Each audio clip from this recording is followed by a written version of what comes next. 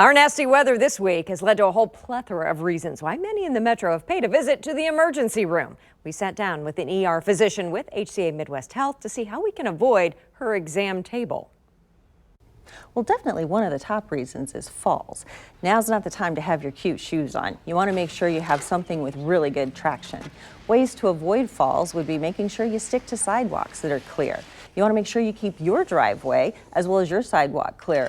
And if you have health problems, get somebody to do it for you. You want to stay off of grassy slopes because they can be really icy underneath that snow. And the other thing is think about walking like a penguin. Kind of turn your feet a little bit out. There's a reason they walk that way. It gives you a little extra balance. Dr. Denise Miller is an emergency room physician at Lee Summit Medical Center and has really seen a spike in visits this winter, especially when we get snowfall like this. Everyone starts slipping and sliding. If you do happen to slip and fall when you're outside, take a check of what really hurts. Elderly people are at increased risk of having head injuries just with little bumps on their head. If you're over 65 or you're on blood thinners, we definitely want to see you with any fall.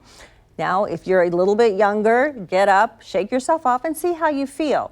If something really hurts, come in. It's normal to be a little bit sore the next day, but if you aren't able to get around, we need to check you out.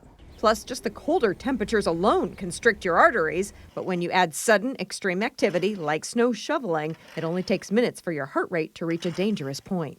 Absolutely. Shoveling snow can lead to serious health risk. I don't know if you remember about 3 years ago, there was a big snowstorm in the Northeast. There were 10 deaths from people shoveling snow and having heart attacks. And the National Safety Council estimates about 100 deaths every year from people shoveling snow. But we got to get rid of the white stuff. So a few things to think about. One, make sure you're nice and hydrated and take breaks. Go inside, drink something warm, but don't drink alcohol. And if you have a lot of health issues, check with your doctor before you start shoveling that snow. Even just spending too much time outdoors can cause problems. When we have really cold weather, frost nip and frostbite are things we worry about. Now, frost nip is just really the first stages. So with that, you might get some numbness. Your fingers or, areas exposed might get really red, and then they start to kind of burn a little bit as they warm up. The thing with frost nip is there's not any permanent damage to the tissue.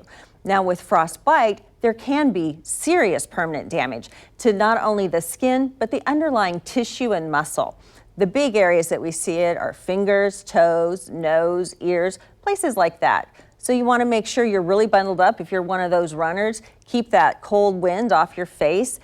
When you get inside, if things warm up and begin to feel normal, that's fine.